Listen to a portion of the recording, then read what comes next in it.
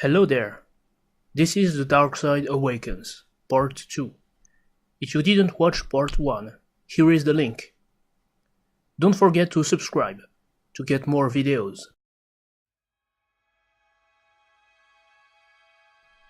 The Millennium Falcon lands on Ostian Prime.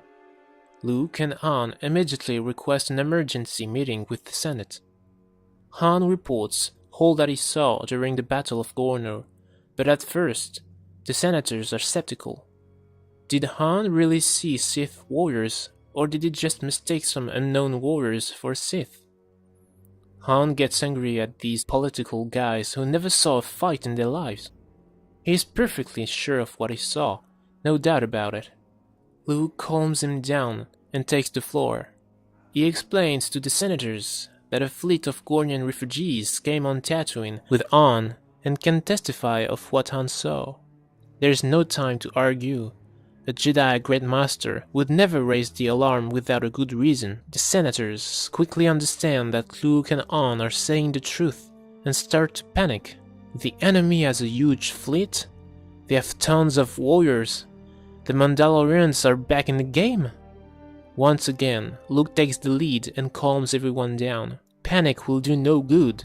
They must act quickly and cleverly. The first thing to do is to send scouting parties across the galaxy immediately to detect the location of the Sith and then monitor all their maneuvers. At the same time, all the Republican forces must be gathered and prepared at once to go to war.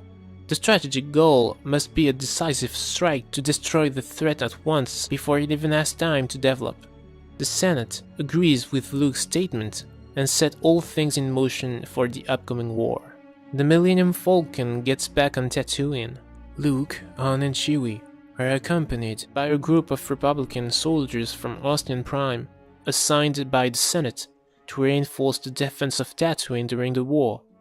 These soldiers are led by a young and brave captain, VII. He soon meets Rey and gets very impressed by her training. Leia tells Luke about her concern because of Rey's lack of wisdom and intense will to fight. Luke decides to take her to battle nonetheless because real war is the best way to learn fast. But he promises again to look after her and assures he won't let her take unreasonable risks. Leia completely trusts her brother and thus agrees with this decision. So does Han, even if he's worried. After some time, the Republican scouts spot the location of the Sith army near Kadamai Prime.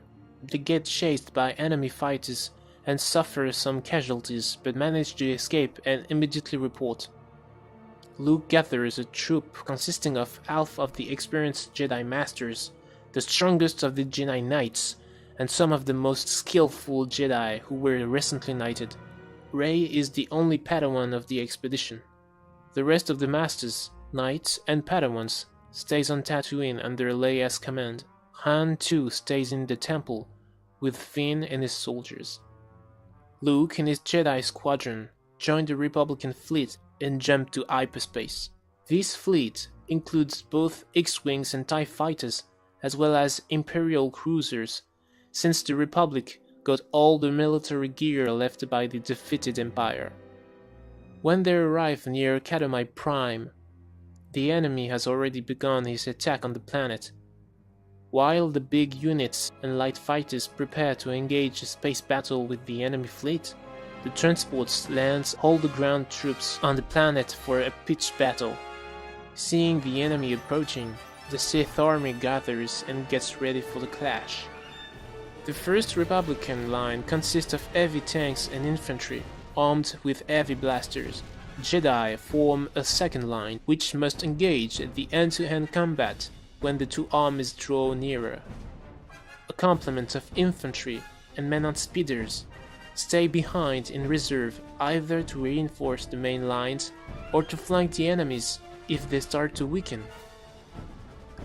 On the other side, the Sith front line consists of Umbaran heavy armored centipedes with Mandalorian warriors distributed between the centipedes. Then comes the Sith warriors in the second line, with the Umbaran infantry behind them in reserve.